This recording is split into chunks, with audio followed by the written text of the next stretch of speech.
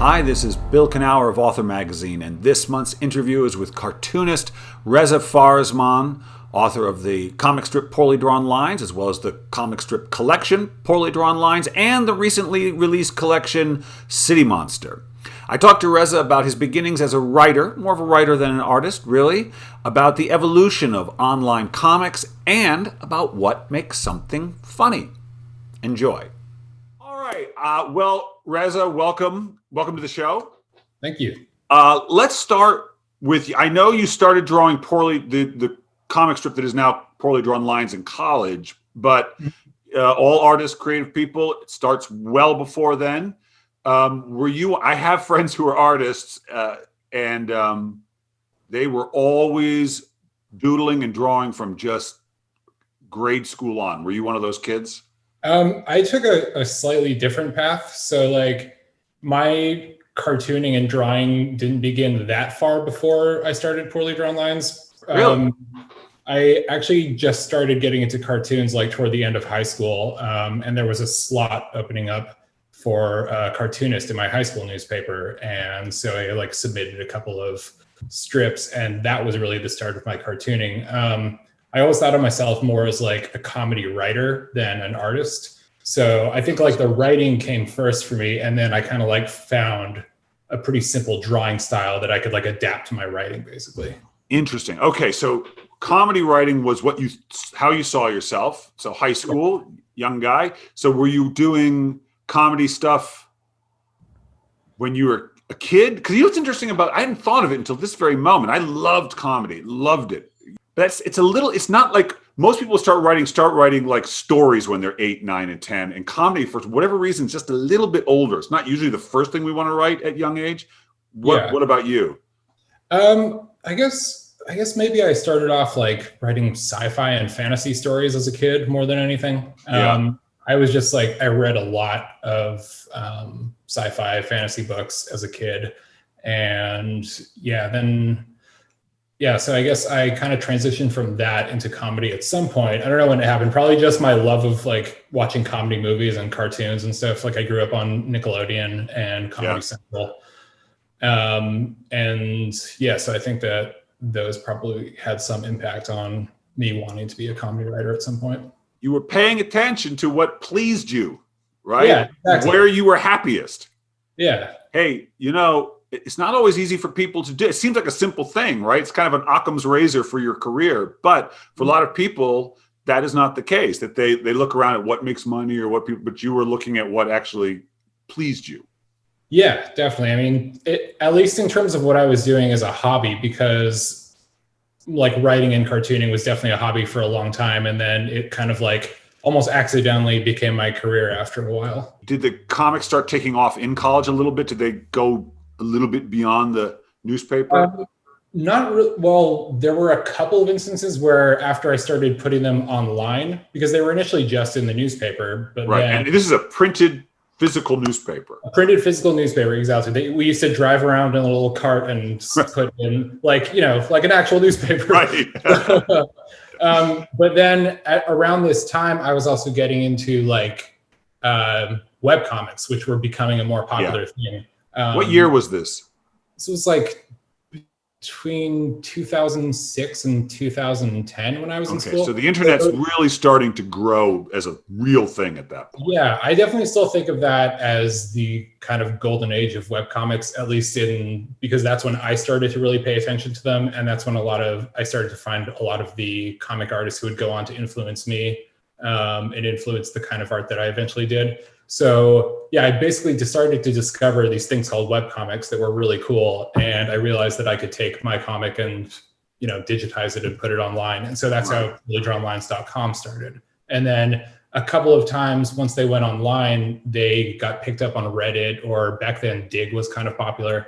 So I started to see that there was like definitely a world outside of my friends and family just reading my comics, and that other people might appreciate them. So you've got a book coming out now, but your first book hit the New York Times bestseller list, did it not? Yeah, that was in when was that? 15 or 2015, yeah. Right. Okay. So 2015. And that was Poorly Drawn Lines. That was the first one. book, Yeah. right. And so what did you think of that? Penguin wants you to publish a book, and it's what did that register on you? Yeah, I mean, that was definitely like, I don't use this word lightly, but it was like pretty life-changing as far as, yeah, like I think getting your first book deal can be pretty life-changing for most authors. And Life-changing how? in that even at that time, I had been doing comics full-time and professionally on a self-employed basis for like 3 or 4 years to that point. Right. But even at that point, where I was feeling like moderately successful, I still had a sense that this might not last for a long time and that it might be hard to sustain. Right. So getting a book deal and realizing that I could do books and then branch out from there into like other opportunities, it really started to feel like an actual career instead of like a hobby that I had managed to monetize like by the skin of my teeth. How does it work working with an editor for a collection of comics? Is there editing going on? Like, how are they just saying? Do you say here is 500? Pick the 150 you like. Like, how does that work? Well, so for all of the books, a big portion of them has had to be original content too. So there is, right. Like for my first book, it was like 50% new stuff. Yeah, the first two were 50%. The most recent collection was 25% new stuff. So there is some like new content for the editors to go through and make sure that like the grammar and spelling and stuff is all correct. And I've had editors like suggest tweaks to jokes and things, but for the most part, I've really had a lot of autonomy as far as like choosing the comics that I want and arranging them how I like, and I get to kind of like lay them out in the order that I want them to go to. But like some big suggestions that I've had from editors are like, in my first couple of books, collecting them into separate chapters that are like organized by subject and category so that there's some, broad organization to the book, I guess. So yeah, that was a suggestion from my editor at that time. But other than that, yeah, it's sort of like, I just get to continue drawing comics the way I do for the internet, but just like a lot more of them at once to collect them for the book, basically. So talk to me about a joke. When you're looking for a joke, so for instance, when I write essays, I'm looking for a little problem. I'm looking for a little problem that I can turn around. That's always the core of every essay. What's the problem? What's the resolution? I'm looking for an interesting problem. Sure. So when you're looking for an interesting joke, what are you looking for? What lights up, do you think there's a joke in there somewhere? It's hard to say. And I've always kind of struggled to verbalize how to write a joke because so much of it feels very abstract and almost. I don't want to know how to write one. I just kind of curious about like what, I don't know, maybe there is no way to describe this. I was listening to I was reading this thing about Jerry Seinfeld, and he was talking about how he said, I want to write a joke about how whenever you see a guy in a tuxedo, you know you're going to be screwed in some way. He said, but I haven't found the way to form that joke. But he knew there was something in that inversion, the tuxedo and being screwed, that he thought would be funny. So what are you looking for to think there's joke within this situation? Well, I think maybe one like thing that you see in common in good jokes is like a subversion of expectations, or a connection of seemingly disparate elements that come together in a way that you hadn't expected them to. Yeah. So yeah, making a connection between two things and putting a spin on it in a unique way. Yeah. Humor, so much to me, it seems like, is the point of view. In other words, I want to look at this thing in a way that's funny so that people can see it, to literally see the humor in it. Yeah. Because how you can look at something could be tragic, it could be funny, depending on how you frame it. Yeah. I also find a lot of humor in, outside of like outright joke writing with punchlines, I find a lot of humor in saying things in an absurd way, or playing with grammar, or just like wordplay.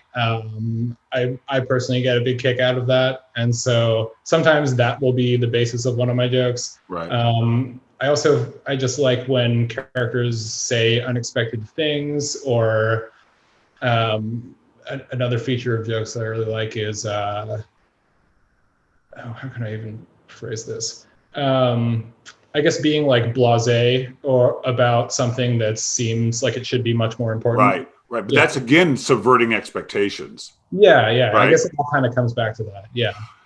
What would you, if you could, not that things have been so hard for you, but if you could talk to your 18-year-old self now, what would you tell him that you've learned now that he didn't know then? So I feel like, well, one way that I noticed that I've changed in the past like 5 years or so is that I feel more confident in my voice now. And I feel like I have a pretty good idea of what my humor style is and what my like drawing style is, which is something that I felt like around 18 or whatever, I was really striving for. And I was really, I looked up to artists who I felt had a very distinct style that like immediately evoked their humor. Right. And so, yeah, I always thought it would be really cool to have my own style at some point. And I feel like I've like established a style pretty well for myself at this point. Okay, Reza, I got one more question for you. And so, I got one more question for you. Here's what I want you to do. I want you to finish this sentence. If writing, and that includes comic strip writing, all the writing you've ever done, has taught you anything, it's taught you what? Perseverance. Perseverance. In terms of how to write? Anything. Just the writing, it's just the act of writing. What does it taught you? Yeah, I think that to make something really good, it takes a lot of hard work and perseverance and just like sitting down in front of your keyboard and just banging something out and really pushing yourself to create something. I think for a lot of my career, I've like kind of waited for inspiration to strike. And I eventually realized that you just have to like kind of make it happen. Yeah. You show up. Yeah. You show up and inspiration comes too, I think. Yeah. Mm-hmm. Yeah. I think if you sit there and type words for long enough or draw things for long enough, eventually they start to kind of make sense.